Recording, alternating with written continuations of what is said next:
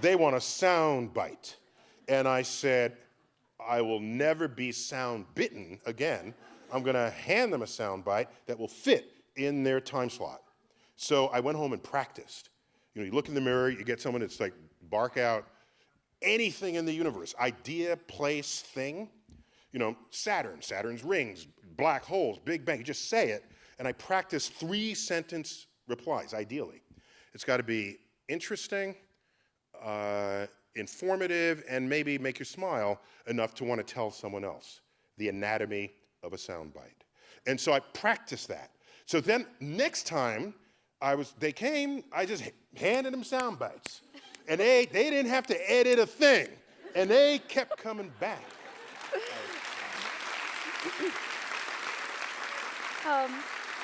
Neil, you have said that in terms of becoming an astrophysicist, the universe called you. You knew from a young age that this is what you wanted to do. You jumped through all these academic hoops to do it. You became an astrophysicist. You wrote papers on dwarf galaxies and observing techniques and carbon stars. But what I really want to know is what called you, what makes you so good at explaining science? And I'm asking you because I feel like I get asked this by, like, a lot of scientists wish they were good at explaining science, and especially right now, we're in this time where scientists, I think, are coming to, like, this, should have dawned on them a little earlier, perhaps, but that, they need to be talking to the public and explaining science better, and they want to know how, and they don't know how. So do you have any tips for your colleagues? So just a couple of insights. I just want to know, there's a girl over there. How old are you? You're 9? That's how old I was when I first visited the Hayden Planetarium. And the lights dimmed. I grew up in the Bronx. And I'd seen the night sky from the Bronx. It has a dozen stars in it. Plus or minus. And then I go to the Hayden Planetarium and they dim the lights and the stars come out, and I thought it was a hoax. Had to be. There aren't that many stars in the night sky. I've seen them from the Bronx. But in that moment, realizing that the universe was far more vast than anything I had dreamt of, left me starstruck. And I committed my life since then to just learning about the universe. In age 11 and 12, I learned the word astrophysics, and then I had the answer to that annoying question grown-ups always ask kids. What do you want to be when you grow up? I would just say astrophysicist. You know, that took care of that right there.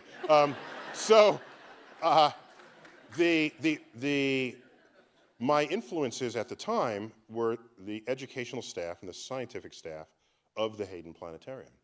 And I remembered thinking, wow, these educators have such facility with words and ideas, and they will speak, and then you want them to keep speaking because you want to learn more about whatever it is they're talking about. And I said to myself, if I'm ever an educator, that's the kind of educator I want to be.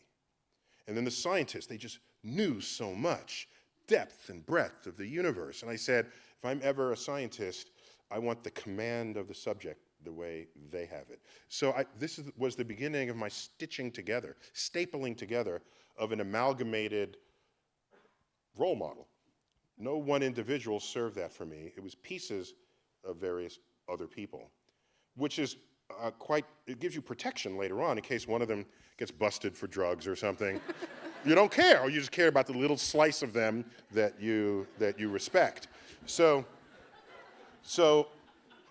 now I wouldn't necessarily know how to do that, but I knew that was a goal state if I was ever put in that position. And I can tell you what is kind of hard-earned over all the years, contrary to some people who say, oh, you're just a natural.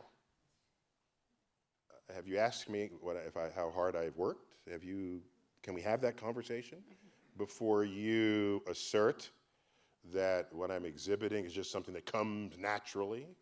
My first interview on Jon Stewart, I saw he was one of these guests here. Yes, he was a time My first interview on The Daily Show, I studied how many seconds he let his guests speak before he interrupted them.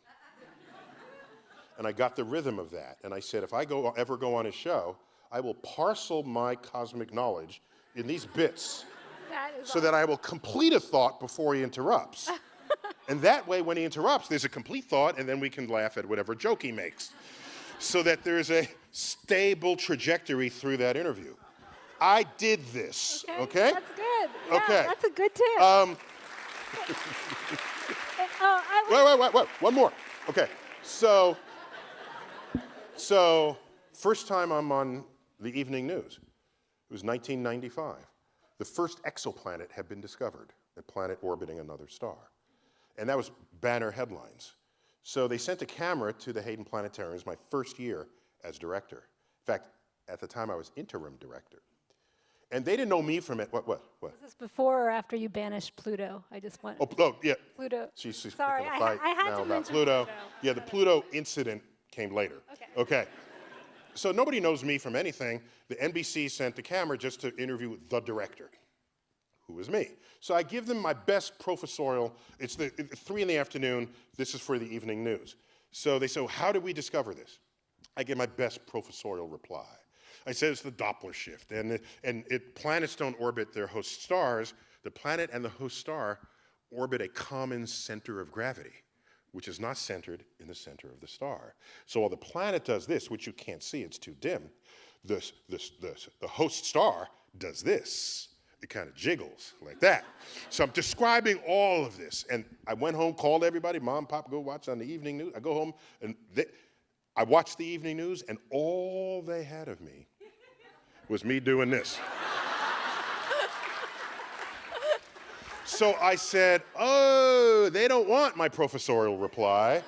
They want a sound bite. And I said, I will never be sound bitten again. I'm going to hand them a sound bite that will fit in their time slot. So I went home and practiced. You look in the mirror, you get someone that's like, bark out anything in the universe, idea, place, thing. Saturn's rings, black holes, Big Bang. You just say it, and I practice 3-sentence replies, ideally. It's got to be interesting, informative, and maybe make you smile enough to want to tell someone else the anatomy of a soundbite. And so I practiced that. So then next time they came, I just handed them sound bites. And they didn't have to edit a thing. And they kept coming back. I came to learn. And so I'm tasked with serving a curiosity. The least I could do is invest some of my brain power and emotional power to do as good a job as I can. And today, I've learned even more, especially through my radio show, Star Talk, which jumped species and is now on television. First ever science-based talk show on television, ever. It wasn't on purpose. It just landed that way. So I figured this out. I mean, I figured out before I looked back and said, oh, was that what I was doing? You come to the table with a pop culture scaffold. You know who Beyonce is, typically. You know who the president is. You know what football is. You know, there are things you just know. You know she's having twins, and you name them on Twitter. I try to name Beyonce's twins, but I'll get to that in a minute. Astronomical. So what I found was everyone comes with this scaffold. And you are an expert in that scaffold. That's the definition of pop culture, okay? Now, I realized that since science is everywhere, I can attach the science that I'm trying to teach to that scaffold. And if you do that, they're already halfway there. And but that takes a huge investment of my time learning the pop culture that would be the common denominator of everyone. So I got to watch the #1 show, got to watch a few episodes of Game of Thrones, got to see the Super Bowl, all the things that define America. I got to sort of get in the middle of that. And that helps, and that arms my utility belt in every occasion where I want to convey meaning and scientific concepts and ideas. And if I have a scientific concept and idea that is fundamentally mind-blowing without any assistance, then I just put it out there because it'll blow your mind without any reference to pop culture at all. And that's kind of the combination of things that are in the book. Yeah. Well, those were, I didn't actually think you would give tips. That was a really good answer also. I have to think you gave tips, which reminds me to say, which I forgot to say, that our Facebook Live audience, you are welcome to submit questions. We will be taking questions from this audience. This is live? And yes, Oh, okay. what? Hundreds of thousands of people are watching us. And we will take a few questions starting in about 15 minutes. So, yeah, so the book. So the book. So you do all these different forms of science communication. You seem to tweet. Do you have like a staff of people who supply your tweets, or do you So, I mean, I didn't. okay, so that is simultaneously a compliment and an insult, right? To come up to me and say, "Are you the author of all those tweets on your tweet Twitter?" a lot. Well, I tweet once or twice a day. Yeah. That's not all that much, not compared to the President of the United States. I What have a was- fraction of his tweets. So a literal fraction is like a fifth of his tweets I'm reading. So, so, I don't, forgive my bias, but I don't think of ardent New York Times readers as active tweeters. I just don't connect the two. We have a few here. Yeah. Yeah, that's what I'm saying. See what I'm saying? See? Okay. Why do I tweet at all? Well, you didn't ask that. No, but- I was just okay. saying. I was saying. Okay, you have the Star Talk. You tweet. You are on Future Worm. You are. Oh, that's a kid's in animation, animated cartoon. right?